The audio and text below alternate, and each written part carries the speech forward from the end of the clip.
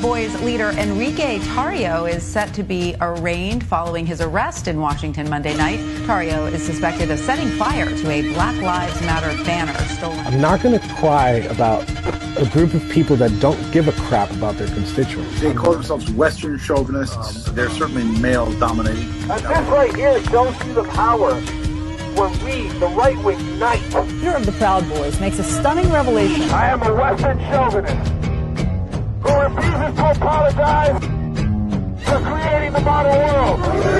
Proud Boys, stand back and stand by.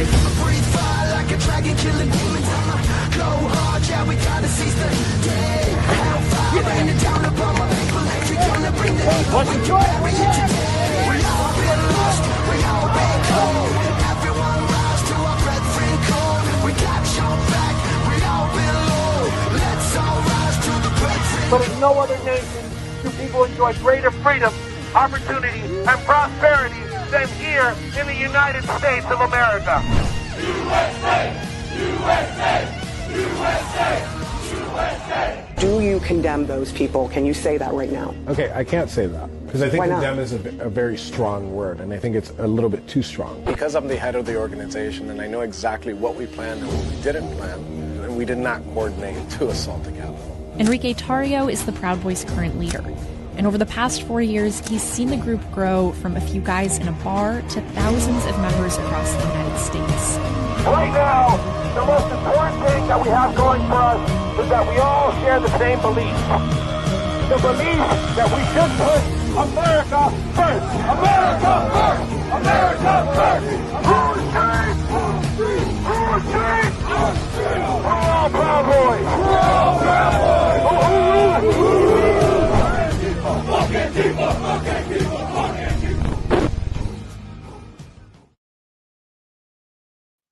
You know, I usually start my show, with presenting our new guests, but what's funny is I've had this intro for about a little over 5 years for my podcast, and my next guest actually within that intro has a lot to do with what happened, and we're going to be talking about some of the things that happened during that intro with that interview with CNN and some of the things that the news stated in the beginning of that intro. And most of those scenes were shot in DC.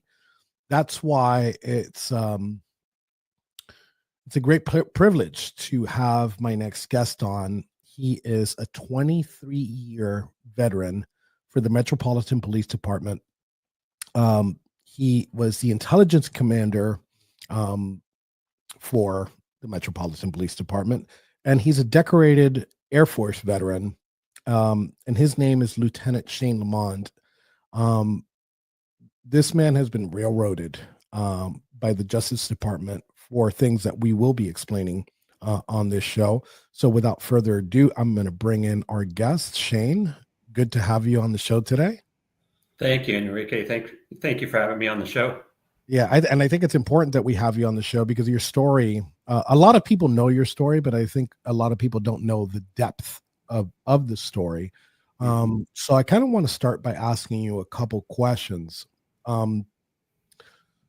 So give me, I've said these things, these 23 years, Intel commander, decorated Air Force veteran. Give me a brief on your career as a Metropolitan Police officer. Yeah, so like you said, I spent 23 years on the police department. I did 4 years as a patrol officer. I had a brief stint as a crime scene technician before getting promoted to sergeant.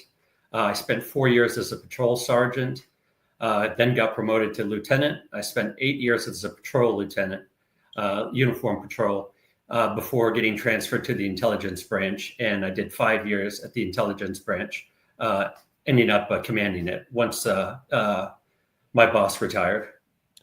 So let me ask you, as far as the intelligence branch, what did you do as an intelligence commander? Did you do like 1A demonstrations and stuff like that? Was that your focus? Right. Yes, we had a number of different missions, but one of our primary missions was to collect intelligence on any threats, security issues, and like criminal activity planned for upcoming First Amendment events. and also to monitor those First Amendment demonstrations for any type of criminal activity being planned or committed during the event. So if you have two groups that are protesting each other, you want to be able to take a look at what both groups are doing, and then specifically like what we saw in DC throughout from 2016 forward, we did see multiple groups, protesters and counter protesting. So what was your job there when you had so many conflicting views? Right. So my job was to collect the intelligence, just like I mentioned, on any if there are any conflicts between those groups, where both groups are planning on staging, if they're planning on marching, and I would provide that information to our Special Operations Division, which is the unit responsible for having the civil disturbance unit guys, all the uniform officers on like bikes. But those are the groups of officers who go along with these groups, monitor them, keep them separated, and kind of direct traffic, if you will, provide security for the event. So anybody can exercise their First Amendment rights in a peaceful manner. Yeah. And that's one of the reasons why we were put in contact, because we were having an event. I believe it was a 4th of July event. We had it on July 3rd, and I believe maybe you could correct me here. 2019. That is correct. Yeah, it was the demand free speech event. Yeah, and what was the nature of our conversations at that point? What were we communicating at that event when because I was in privately, obviously I'm not a police officer, but I was providing security for the event, and I was an actual speaker. So at what would you tell the public what we communicated in that at that event? Right. So whenever there's a major event in DC, we normally reach out to the organizers, and I can't remember what her name is offhand, but the organizer, Adriana. Yes, that's exactly who it was. We had reached out to her, and one of my questions for any group is, are you aware of any threats? She had told me that the Proud Boys received some social media threats, and she put me in contact with you so I could get whatever medium, whatever the threat was, so we could investigate it and see if we can identify the suspects. So I'm going to ask this question. So I'm going to ask this question for this event, and I'm just going to skip forward with the rest of this. But did you see our relationship as a friend, like if we were like some type of buddies or something? No, not at all. It was professional. It was all about these First Amendment demonstrations. Okay, and then our communications in there, because I did come to DC multiple times, and I would. When I would either have an event or a small, like a bigger event, like one of those outdoor events or indoor events, we also communicated, and it was on the basis of keeping everybody safe. Right? Exactly. Because I do respect, obviously, people that disagree with me. I do respect like their ability to practice their First Amendment right. I just don't want to get assaulted, and I don't want anything to happen to them. And we're actually later on in this interview, I want to talk about December 12th, right? Where there was something that changed. Yes. I'm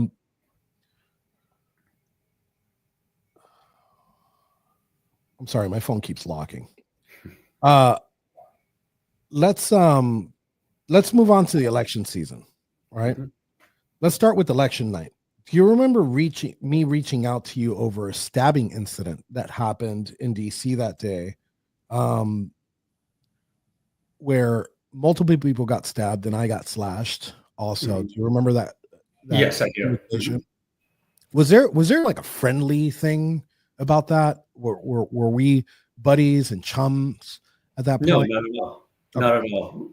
We had been communicating about events, so you reached out to me, and I did go down there to see, what was going on, and if there was any information that I could get that could help us, identify any like ongoing threats or persistent threats. I mean, a stabbing is pretty threatening, as we see in DC. It seems like it's a normal occurrence even outside of any like 1A situation. Unfortunately, that's true. Yes. So, do you know why that case was never solved? I don't. I wasn't a part of the investigation. That's a totally separate unit. So Okay. I don't know if there were any updates or if it was ever solved. And just off the cuff here, where when you're in the area around the White House, which is where it happened, is there like surveillance? Is there public surveillance systems around that area? I don't know about public surveillance cameras, but there's got to be numerous like private security cameras. And the reason why I ask is because we were never provided by the Metropolitan, at least that department that handled that. We were never provided any information on the ongoings of the investigation, even though we've called multiple times, which, whether somebody likes me or doesn't like me as far as January 6th goes, they were able to catch like grandma, that walked in and out of the Capitol, didn't touch any police officers or break anything, and they were, but there was 4 stabbing victims that night, and we never found out anything to this day, obviously. And I think the statute of limitations probably went by a long time ago. So let's go into November 14th at the Million MAGA March. That was the first thing. What did you witness on the streets that day? As I've said multiple times before, the violence, each event was escalating. Groups and counter groups, or protesters and counter protesters. There was the level of violence between the groups were increasing. Okay. We were doing everything we could to keep the groups separated, and that's one of the reasons why I always reached out to you, and I asked you to reach out to me, because we have all this other crime going on in DC that we have to respond to as well. So we have limited resources, limited number of CDU officers, and knowing where like your group was going to be, where the Proud Boys were going to be, what hotels they were staying at, allowed us to stage those officers near those locations. So we can pick you up as soon as you march, as soon as you go to an event, to try and keep that separation between groups. So let me ask you a couple things, because besides the on the ground surveillance, there was like social media monitoring and stuff like that. Yes. So what did I do? I don't have the display because I don't know if I could show stuff from my trial, because I don't know if it's under protective order. But would I share my location, my live location with you, so you know where at least my group was? Yes, you did. And what was my purpose for doing that? One, so you could be transparent with us, the police department, with me, so we knew where your group was. And again, that's so if we know where you are, we can provide that separation between you and other groups, as opposed to if we have to hunt around the city trying to figure out where you are, where the counter groups are. It's much easier for us if we know where you are and you share that information to us. Yeah. So I did that multiple times, and I keep bringing that up because like my number one objective is for my guys to get home safe. It's not to clash. At any point when I was communicating with you, my location, did I ever communicate with you and tell me where Antifa is, so I can go over there, or so I can, do what the media says and go and beat up counter protesters? No, you never did. Okay. Was that, and now this is why I asked the social media thing. Did you ever see me communicate? Was that my communications with you a secret to the public? Did I mention, hey, look, I'm coordinating with MPD to make sure everybody's safe? Did you guys see that? Not to my knowledge, no. Okay. All right. So I've said this before. On December 12th, there was a different monster than all the other ones. And you did say that things were escalating. Yes. Mm-hmm. Things were escalating. And I did see, I'm very transparent about this. I think the stand back, stand by comment brought a lot of people into my organization that didn't have time to integrate, and brought a level of aggression that I didn't like. Mm-hmm. And I noticed that on December 12th. And I noticed that with all, like, basically the new guys that came in. And there was something that happened on December 12th. Actually, two things that happened on December 12th that I'd love to talk about. Number one, there were some stabbings that night. Yes. Mm-hmm. Yeah. And the stabbings, the people who were stabbed were members of the Proud Boys. Yes, I believe so. That sounds right. So why was that perpetrator let go of? Again, I can't speak on that. That's not even one that the Metropolitan Police Department decides. U.S. Attorney's Office, when the arrest is brought to them, they make the decision. So that would be a question for U.S. Attorney's Office. So here, I mean, I'll tell the public from my end, right? So I believed that night that the aggressor was the person with the knife. I believed for a very long time, all the way up until my trial. I believed that person came in with the intention to start just stabbing people. Well, later on, I find out that somebody that was in the group actually attacked this person. And the reason why he was released, and again, that's not it wasn't your department. So I'm just telling people that are viewers right now. I find out at trial that the reason why that started was because there was a member of mine that initiated contact with this person. So that person was in a self-defense stance. And I guess the video showed it because the law enforcement did check the video that day, but never shared it, for whatever reason. They have their reasons. And I did see a level of aggression from the guys that day that I did not like.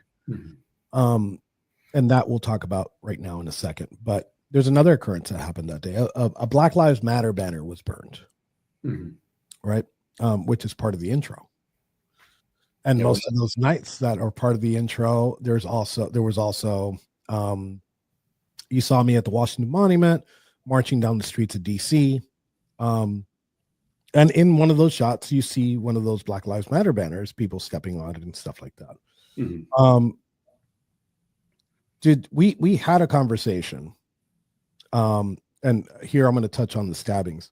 Not just the stabbings, the level of aggression. Did I communicate with you and tell you that I didn't like the level of aggression from my guys that day? Yes, you did. Yeah. Did you see that I was worried moving forward? Yes. Mm-hmm. In fact, we had that exact conversation. I think I even told you it seemed like you were herding cats because certain members of you within your own group were kind of splitting off and wanting to do their own thing. Yeah. And just again, for the public, we're not a militia. We don't train to march. We don't. So when I wake up in the morning on December 12th and I see about, 2,500 Proud Boys on the ground that day, I had an anxiety attack in the morning, a small one. And then at night, there's actually this cool picture at a night shot where I'm bending a knee on the asphalt and the guys are all around me.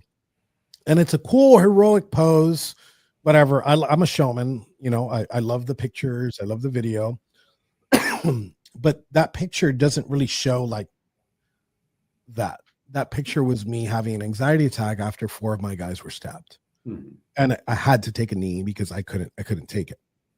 So I was worried moving forward, bringing all my guys into DC. And I actually, and I don't know if you know this, but I communicated with my guys. I actually told you first. And I said, look, I'm worried about this.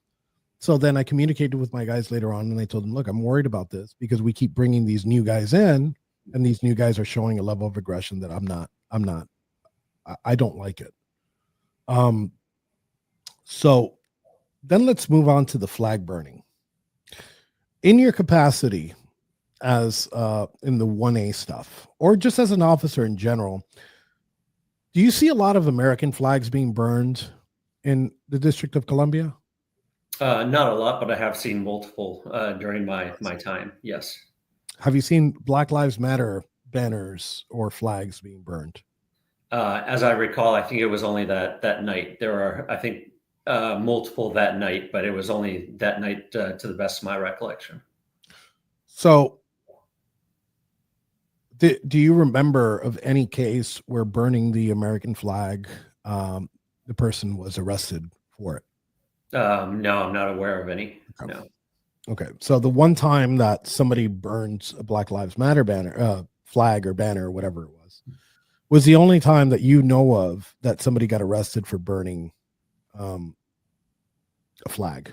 In this capacity, yes. In this capacity, yes. And I'm not saying, look, I admitted my guilt and I said, look, it's wrong because I didn't know. I didn't know that banner came off of a church, for that matter, another person's property. And I've said that millions of times. It's wrong, but I just find it weird that I'm the only one there and the only one that actually got time for a misdemeanor during COVID, which was crazy. So,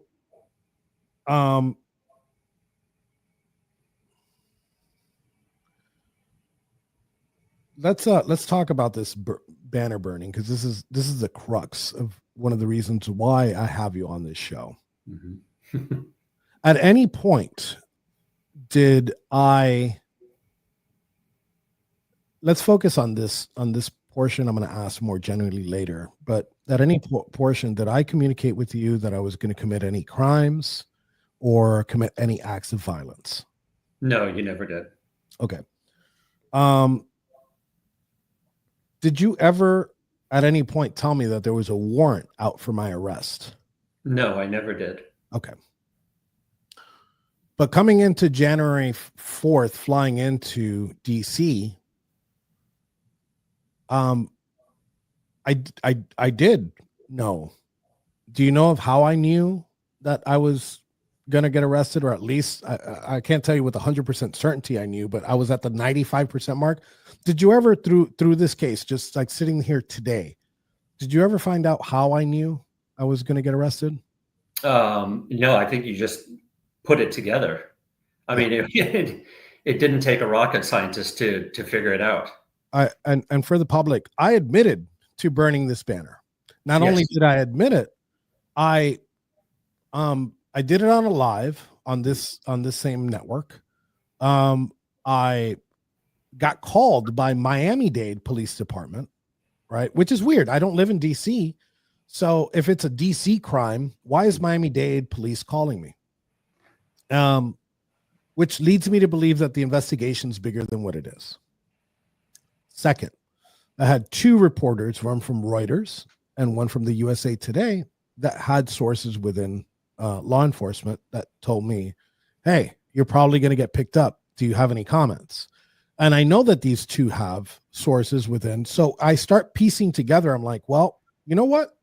I'm going to probably get arrested. There's a very high chance I'm going to get arrested. Did I think I was going to get arrested at the airport? Absolutely not. I thought I was going to get arrested and I was going to make a show out of it. I was going to make a scene out of it because I thought I was going to get arrested while I was speaking on the stage. Mm-hmm.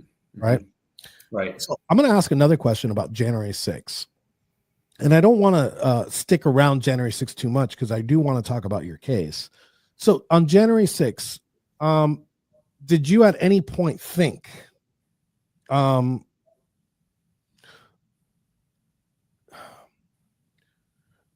about this? I'm going to start off like this. Was when I would message you and tell you, hey, I'm going to be in town. Did you think that it would be any different on January 6th, that I wasn't going to call you and I wasn't going to tell you my whereabouts and my locations? No. Mm-mm. Okay. And there is, do you agree in your relationship with me, did I ever show you that I'm a little bit of a showman? You know, when yes, that is definitely true. Did I enjoy getting walked down the street with a row of bike cops? I believe so. Yes. Okay. So it's a great photo op, and it is. But it also, the main objective is to keep my guys safe. If Right. there's law enforcement around, it's less likely that somebody's going to attack us, and it's also less likely that my guys will do something stupid. Right. I want to say you are correct in saying that your goal was to keep your guys safe. Our goal was to keep everybody safe. So yes. I want to put that on the record, but that is correct. So I just want to picture this, and you don't have to comment on this, but can you imagine on January 6th if I weren't arrested and I wasn't banned because the judge banned me from being in DC? Can you imagine a group of people trying to storm the Capitol with a giant group of bicycle police, like escorting them everywhere down DC?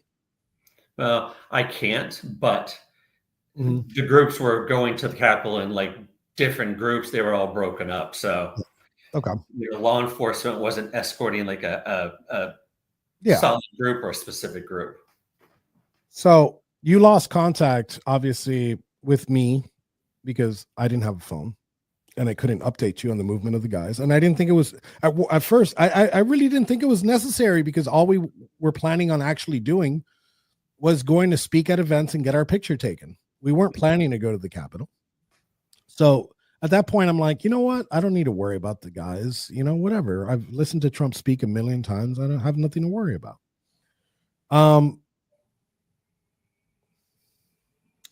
So let's go into the second. Let's fast forward again. Let's jump into the DeLorean and move forward in time. My arrest and my trial. At any point, did my attorney reach out to you so you could testify after I got arrested? Yes, he did. So what was your answer? What was your answer to them when we asked for you to be a witness? I actually wanted to, just because I'm a law enforcement officer. I was a witness to our interactions, and there was nothing improper about it, so I was willing to. However, I will say that I was scared because at that time when your attorney reached out, I had already been notified that I was under investigation myself for conversations. And I relayed that to my attorney, and my attorney was the one who said no. Okay. But something else happened in between there. So after I put you, because this was months before trial, and we were moving forward with trial, and we had to give the government and the judge our list of witnesses, because we kept that close to our chest because we didn't want anybody to know who was our witnesses, because it's trial strategy, right? And I want to be clear, just because I was calling you, and again, this is for the public, just because I was calling you as a witness doesn't mean that you were going to testify everything in favor of me, right? Like, right. What's a police officer? Well, anybody that's a witness, but specifically a police officer, what's their goal when they get on the stand? What's not goal, but what's their to tell the truth? Yeah, to tell the truth, right? So, you were my star witness, because who better to show that I didn't plan, orchestrate a seditious conspiracy than a law enforcement officer that I communicated with, shared my location, and tried to keep the peace between, anybody that goes to DC. Right. So at that point when we posted it, you were still ready to witness. Did anybody reach out to your attorney or you after I put you up on the witness list?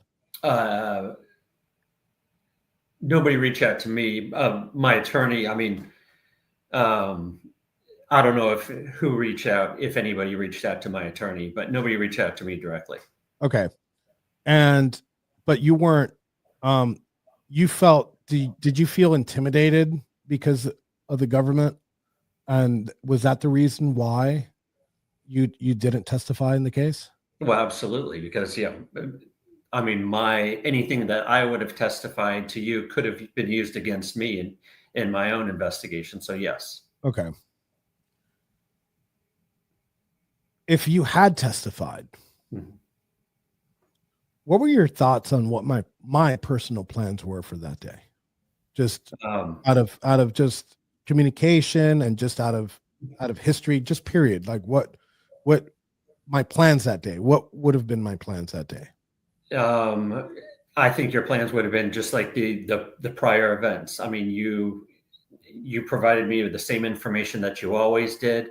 You expressed, like you said, your concern about just, violence from counter groups, but you never said anything remotely, related to like a takeover of the Capitol or an assault on the Capitol or any other assault. It was a normal First Amendment event that you've done in the past.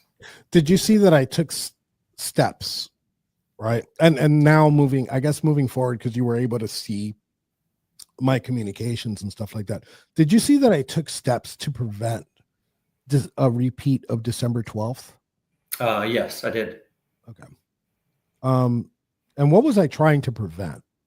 From any type of violence or assaults, on your people, other people.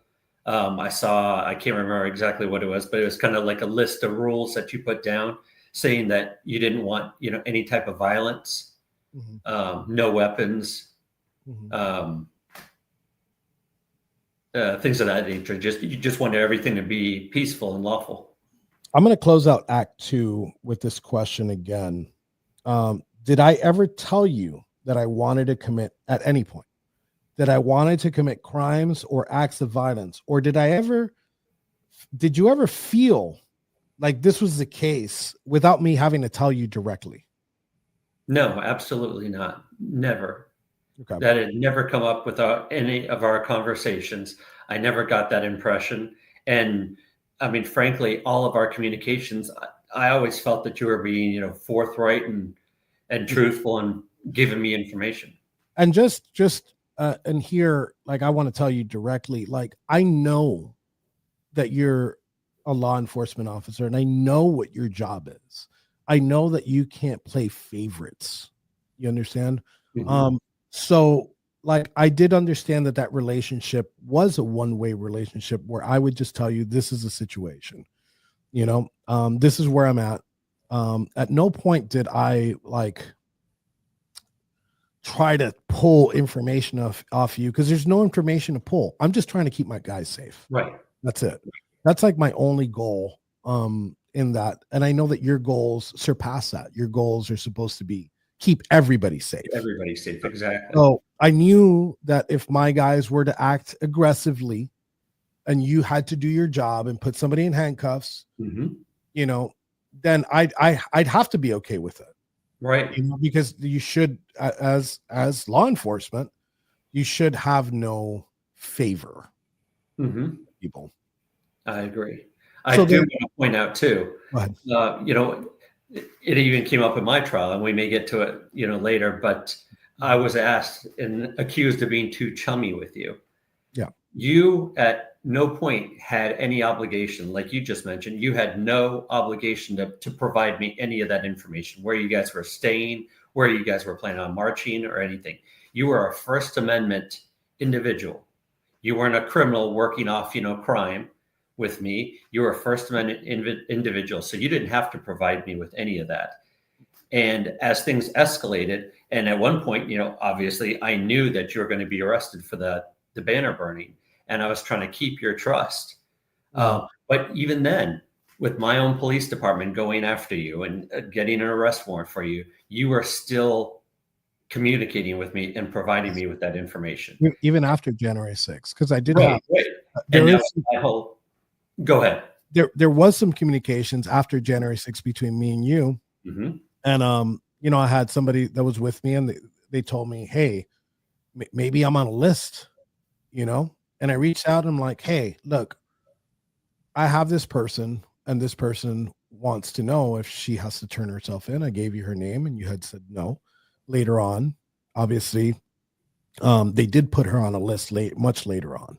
So I did communicate with you even after the fact, because again, I knew what your job was. And I've said this on this show. I've said it on my live show many times. On January 6th, I cannot tell you that I support people. I support the fact that people put hands on police officers and broke shit and did all of that. You know, I'm not, I said it that same night. I said it live on TV. I go, look, I can't support what happened, you know, that what individuals acts that day. And then subsequently we were pardoned. And a lot of people, you know, I championed for pardons for all, for 1,600 people. And I didn't pardon. People are like, oh, well, you advocated for the pardoning of these violent people. I don't deny that there were violent people there on January 6th. The reason why I'm advocating for a pardon wasn't because of their actions. It was because of the process, you know, and the process was unfair and the sentencing was unfair. Just like I think that the process for you and the sentencing of you, which we're going to get into now, is unfair because it was motivated to stop you from testifying. I believe that I was one that signed, and I feel horrible about it because I feel like I'm the one, it's my fault. Because if I wouldn't have put you on the witness list, I'm almost certain, almost 100% certainty that they wouldn't have come after you. That's probably true. So now let's talk about you. Let's talk about your case. We talked about our relationship and the fake chumminess that they wanted to portray, like there was like some. So we got that out of the way. What happened? And I guess we've already talked about you got arrested for this, but what happened after my conviction? What was the date of your arrest? It was the 19th of May, 2023. Okay, so here's what's funny. Here's what's funny to me. When did they start seeing an investigation into you, into those communications? I first found out about it in June of 2021. 2021. Right. Right? Mm-hmm. So tell me why. I get convicted on March 4th. I'm sorry, May 4th. Mm-hmm. May the 4th be with you. I always remember that now because I'm a Star Wars nerd. And then just a couple, like 2 weeks, less than 2 weeks later, they come and pick you up. Mm-hmm. Right? I don't think that was a coincidence. I don't think so either. And explain to me what your arrest was like on that day or that week or whatever. Oh, it was absolutely awful. I found out I got a call from my attorney the afternoon of May 18th. It was a Thursday.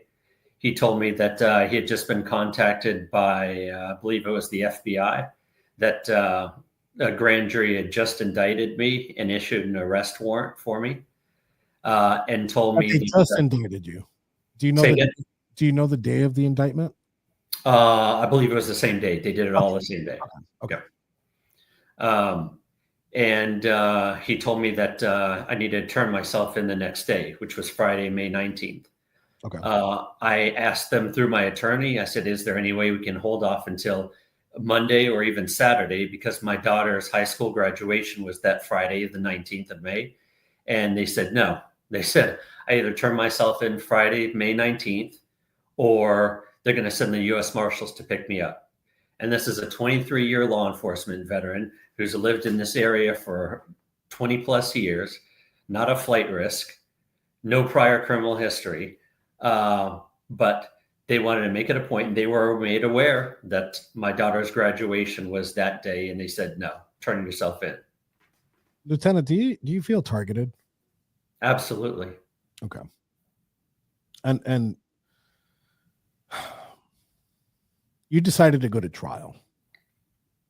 Why did you decide to go to trial? Why did you take a plea deal? Because all the things they were, the 4 counts that they were accusing me of, I didn't commit any of those. I was doing my job. I maintained that from the beginning. I maintain that now. And I wasn't going to plea to something that I didn't do. So I'm going to ask you this question. I want to also, you don't have to answer it. Because you're definitely going to go through an appeals process. Yes. Do you believe that the trial was fair and impartial? In hindsight, no, I don't. Okay. What was the outcome of that trial? I was found guilty by the judge of all 4 counts against me. And did you have witnesses that testified on your behalf? Yes, I had 2. Oh, 2. Who were those 2? The 2 speaking on the show right now, you and me. Oh, that's right. You did take the stand. I did take the stand. Okay. When you feel, I unfortunately I couldn't take the stand on my own case because we felt it was trial strategy, and we felt like we covered all of our bases on there. And they also there was this unfair thing where they wanted to bring up like my tweets from like 2016. So I didn't want to prejudice the jury. And you know, I'm a very loud and outspoken person. And my jury was every member but 2 of my jury, and one of them was an alternate, attended either a Black Lives Matter event in DC or attended like a women's march. And you know, obviously I'm on the right side of the political spectrum, so I decided not to testify. But in your case, I don't know if you know this, but I reached out to my attorney in February of, I'd like to say that was 23. And I said, hey, get in contact with Shane's attorney again. If he's, because I saw an article that you were going to trial. And I'm like, tell him that if he needs me to testify, I will, which was hell, by the way. To go testify for you was, they put me through hell. Yeah. They moved me through a million places, handcuffed me for 26 hours one time with, you're familiar with box cuffs? Yes. Mm-hmm. I was in box cuffs for 26 hours. Is there this question? Is there a regulation, at least on the metropolitan level or at a federal level, on how long you could keep an inmate in box cuffs?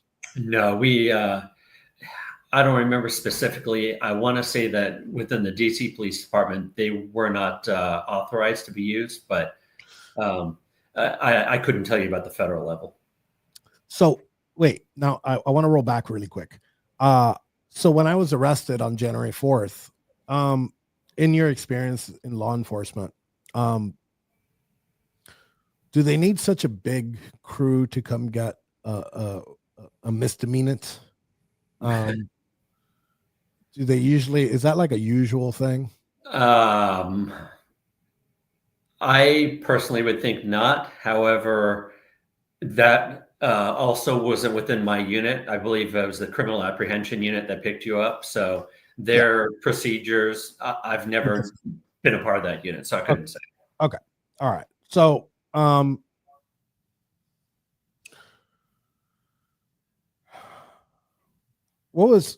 did you go to jury trial or a bench trial? No, I elected for a bench trial. What was the outcome of that trial? I was found guilty of all 4 of the charges against me. Yes. Okay. I'm not going to speak as to the judge. But I will tell you, I believe what happened to you wasn't just. I believe you were targeted because you wanted to testify in my defense, not in my defense, but in the truth. And I think that, I think justice has to come not only from our Article 3 in our Constitution, but from Article 2, and we'll get to that in a second. What does this cost you? It's cost me everything. It's cost me my dream career, all of my finances. I had to cash in my entire retirement so I could pay my lawyer. It's cost me all of my colleagues who I used to provide information for. And I mean, as intelligence commander for, one of the major metropolitan police departments in the US, I had contacts around the world. Many of them who won't speak to me anymore because they're even afraid. I had other members of the police department who were afraid to even speak to me because they were pulled in by the FBI. Okay. And they were threatened, for lack of a better word. So I've lost everything. My family has been threatened. I've received threats all from this. Yeah. I'm obviously I'm an avid Twitter user and I have seen some rhetoric, but I have seen a lot of support. I have seen a lot of support for what you went through, because obviously when you go to trial, like all the information comes out and the public gets to see everything, the public trial thing. I'm actually, what's crazy to me is that these trials aren't like televised, or you can't just join in on Zoom and see them, which I think is an affront to being able to have that transparency for the public to see. Well, you bring up a very good point too, because in the beginning, when I was first suspended from the police department and had my police powers revoked, Chief Conti had to make a statement because it was public at that point. And immediately after that, because I couldn't, of course, give my version of the events, I couldn't tell my story. So all the threats and the rhetoric was against me. All the way up through beginning of my trial. And even then it was, awful, because the government came out the gate swinging, calling me a Proud Boy sympathizer and what was it? And a double agent.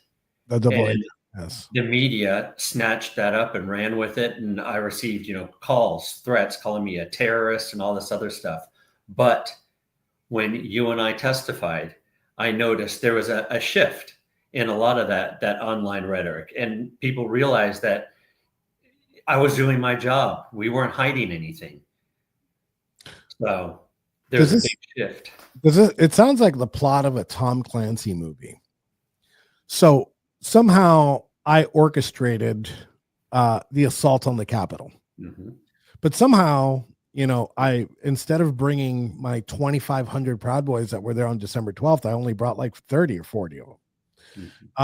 If I wanted to assault the Capitol, it would probably be better if I had 2,500 or more troops on the ground. I'm using air quotes. I don't think we're going to publish this on audio, but I'm using air quotes on that.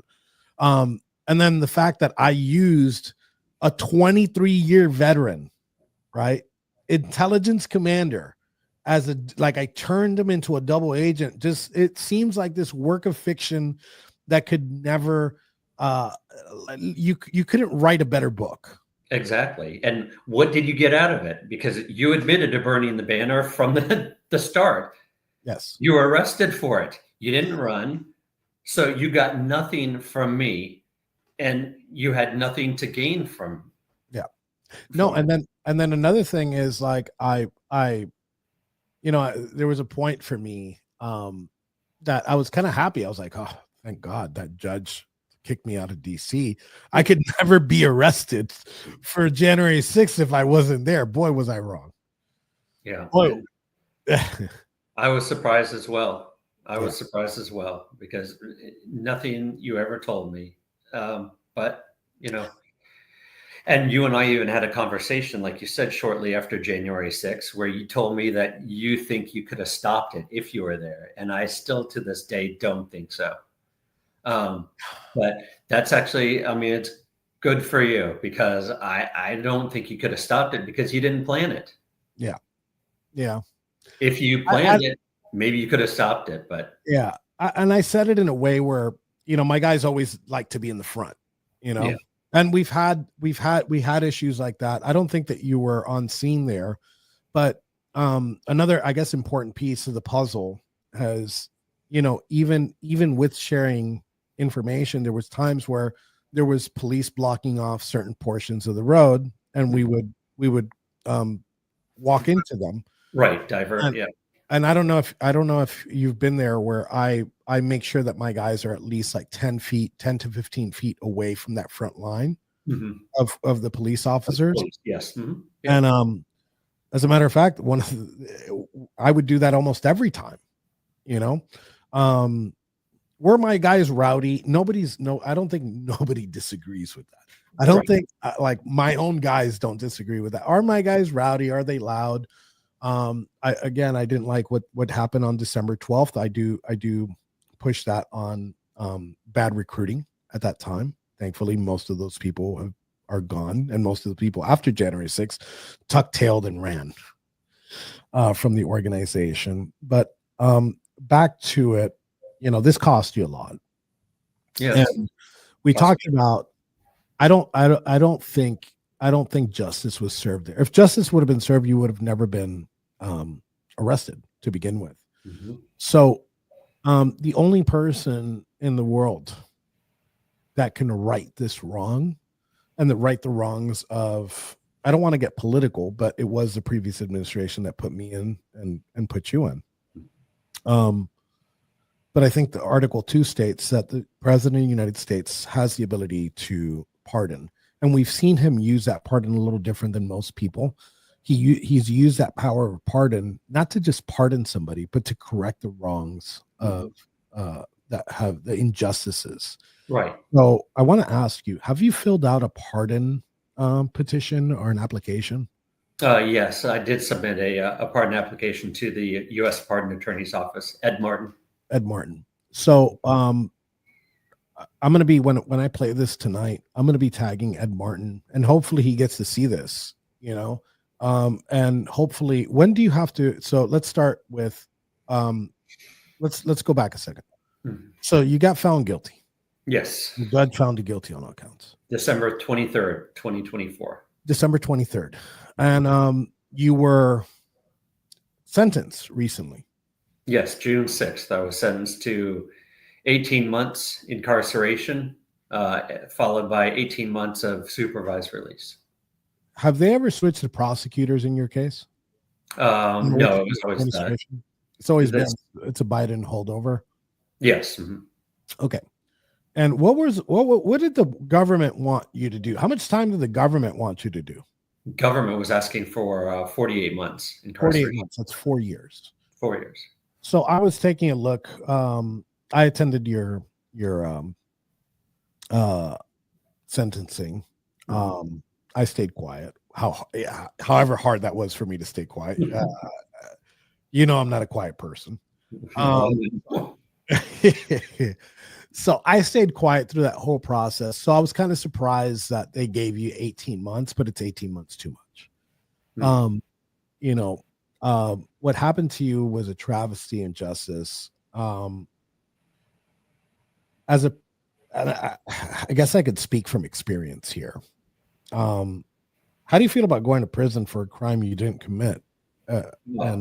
And if you don't receive a pardon for it? It's absolutely devastating. I mean, for one, like you said, I've maintained my innocence from the beginning. I was simply doing my job. I could have sat on my hands, done nothing. I wouldn't be in this boat. But I'm also worried as a former law enforcement officer. Law enforcement officers aren't regarded highly in prison or in incarceration. And on top of that, I'm the primary caregiver for my elderly mother, who already suffers from multiple health issues. And this whole ordeal has made it so much worse. It has given her even more medical problems. How is she taking this? Oh, I mean, she's devastated as well. Devastated. Her health wasn't even good enough to attend my court hearings. And she doesn't even know what she's going to do, because she's basically on her own without me.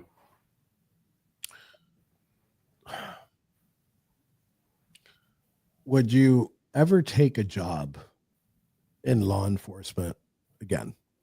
I don't think so. It's crazy, because I've thought about it a lot, but 23 years law enforcement experience. I always believed in the system, and going through it now, I have a totally different perspective. It has always thought, right or wrong, black and white. And as you know, as many other people now know, I mean, it's not. Were you naive like me and thought the system works, and I'm going to go to trial, and I'm going to prove my innocence? Yes. And then you were like me, I believe, and I don't want to put words in your mouth, but like me, I was dumbfounded Yes. I was like, how I didn't even know how trial works.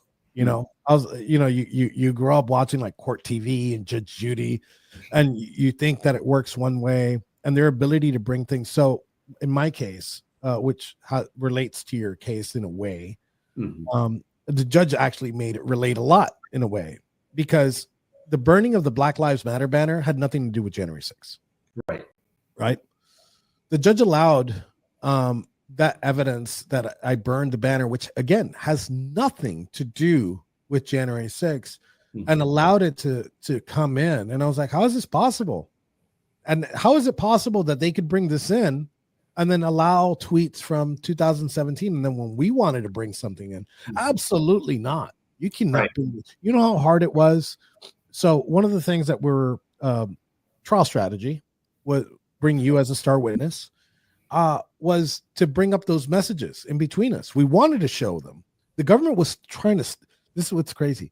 The same government that that persecuted you was trying to hide those messages from my jury. You know, they're like, no, you can't show this. You can't show these messages. It shows that he was, sharing his live location. That's going to prejudice the jury. That's the point of a defense argument, to prejudice a jury, to be like, hey, look, he didn't do it. So after forcing it, we were allowed to bring in some of the messages. We couldn't even bring all of them, and they all showed the same thing. It wasn't a chummy relationship. I think this is the chummiest I've been with you. Right? This conversation that we're having here. Other than that, you were doing your job. I was doing mine. Right. So let's say, and here I'm going to kind of close out. I'm going to actually give you the microphone after I ask you this. If I'm going to ask it in two different people. If Ed Martin was listening to this, what would you tell him? I would tell him that my case is 100% politically motivated. It is a persecution of a decorated law enforcement official doing his job. I was investigated and persecuted for collecting critical information from a valuable source, who is you, the leader of the Proud Boys. Doesn't get any better than that. In order to keep the protesters, counter-protesters, citizens of DC, and law enforcement all safe during these periods of increasing violence and unrest. When President Trump took office, he vowed to correct the injustices committed by the Biden area Department of Justice. That's why he created the weaponization working group led by Ed Martin, who's also the U.S. pardon attorney. So I'm just praying that both Ed Martin and President Trump will take swift action to correct this injustice before my freedom's taken away and have to turn myself in on August the 5th. Well, you covered Trump here, because I was going to ask you what you said to Trump. So to the public, to the members of the public, what would you say to the members of the public right now, to our audience, about what happened to you and, how they can help? I think it's what happened to everybody. It's not just me. And I feel bad because I spent maybe 10 hours in jail when I was first arrested, whereas, many others have spent days, weeks, months, even years in jail. So I'm first of all, I'm thankful that I can get my side of the story out, because the one-sided story that was painted by the prosecution was detrimental to everything I stood for. And they cherry picked and they picked and twisted whatever they could to use against me, when all I was trying to do was do my job to keep everybody safe. Not only the Proud Boys, not Antifa and Black Lives Matter, everybody. I wanted everybody to be safe and able to exercise their lawful First Amendment rights. So I just hope that the public puts all this together, hears the full stories, the full pictures of everybody, and urges the government to do the right thing for everybody. I asked the public, when I air this tonight, in the comment section, I'm going to put in the petition. You guys have a petition going for, and I'll tag the U.S. pardon attorney and the U.S. weaponization attorney. in there, and I ask you guys to go ahead and sign and share this out, and tag Ed Martin in the comments on this stream, and try and see if we can get some justice for what happened. Don't tag him in the live chat. I know you guys are in the live chat. Obviously, this is pre-recorded, so I'm not gonna see the live chat. Go ahead under the tweet and tag Ed Martin, and make sure that he listens to this message, and make sure you tag the President of the United States, because I think it's really important that, look, criminals deserve time, and I'm a person that has always championed for criminal justice reform.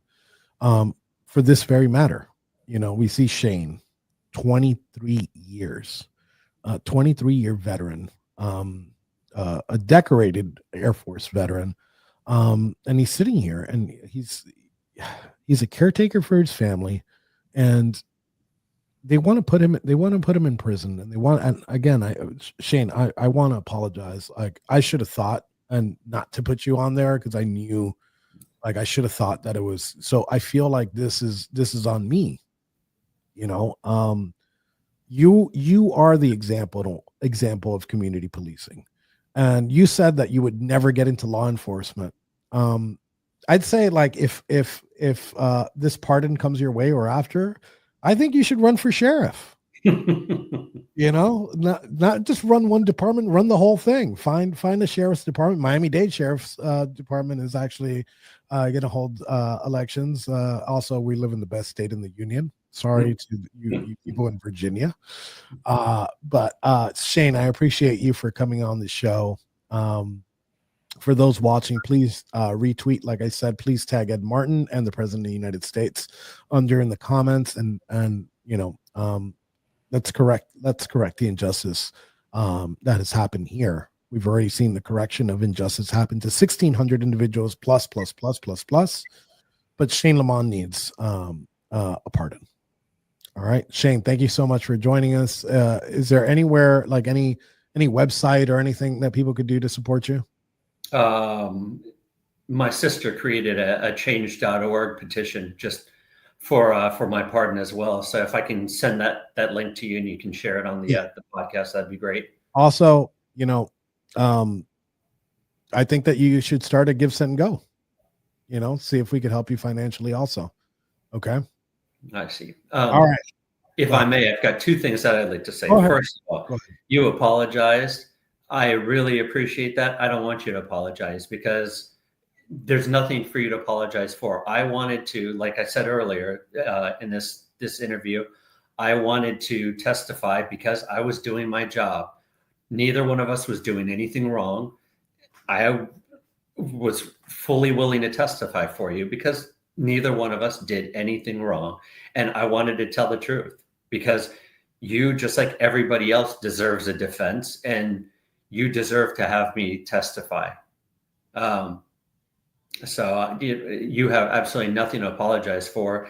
And I've asked myself, and I've been asked by other people multiple times, if I could go back and do this over again, would I?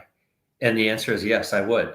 I may have done things differently, or better, I should say, memorializing our messages, but I wouldn't, because I think that we really did save a lot of people. We reduced a lot of the violence by you communicating, by us communicating and giving me all the information that you did. I actually want to touch on that. I had a very large group of people in DC that day. The protesters, we outnumbered the protesters by a large amount.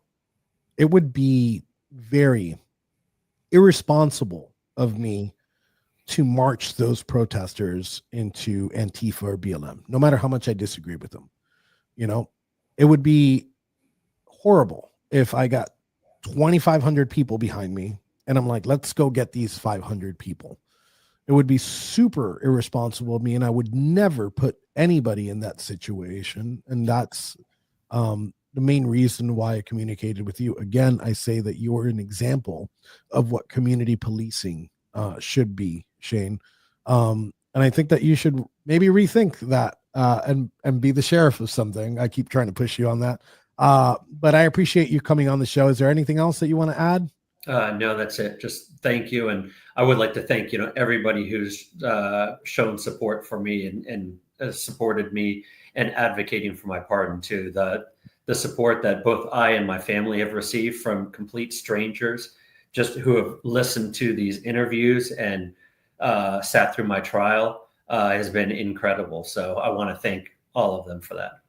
Thanks, Shane. And then Shane, just stay in after the outro, because I need to be able to upload. Okay. Thank you guys. Thank you guys for watching. This is episode 1 of season 2 of the NBLE live podcast, even though this one wasn't live. But I do have a special guest on the next episode, and hopefully we could have Shane back, hopefully as a pardoned individual. And you'll probably get something that I didn't get, is a personally signed pardon from the President of the United States. 1,600 signatures was a little bit too much, so he did it in 4 pages for all of us. But thank you again, Shane, for joining us. Thank you. Appreciate you guys.